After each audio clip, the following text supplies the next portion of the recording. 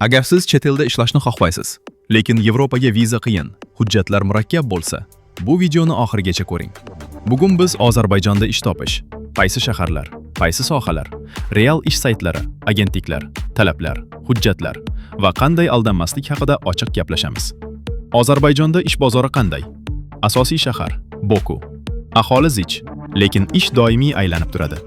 Ko'p ishlar, savdo va magazinlar, ombor va logistika, qurilish, kafe, restoran, tozalash, yordamchi ishlar. Bu ishlarning ko'pi tajribasiz ham bo'ladi. Qaysi sohalarda oson ish topiladi?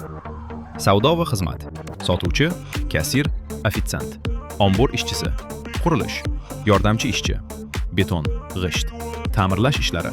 Oylik $700 dan $1200gacha. Ba'zi joylarda yashash plus ovqat beriladi.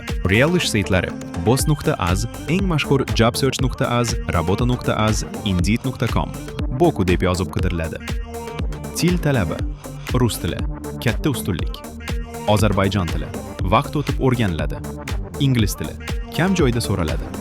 Til bilmasangiz ham yordamchi ishlar bor. Hujjatlar va ruxsat. Pasport, migratsiya ro'yxati. Ba'zi ishlar uchun vaqtinchalik ruxsat.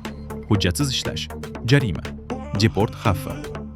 Eng katta xatolar: Telegramdagi agentlarga pul tashlash, oldindan joy band deb pul so'rash, shartnomani o'qimaslik.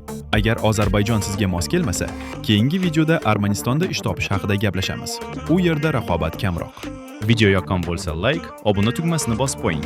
Sizdan pul ketmaydi va boshqalar ham ko'rish uchun yordam bergan bo'lasiz.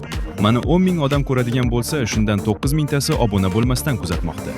Obuna bo'lmagan bo'lsangiz, video ostidagi obuna like tugmasini bosib qo'ying. Rahmat.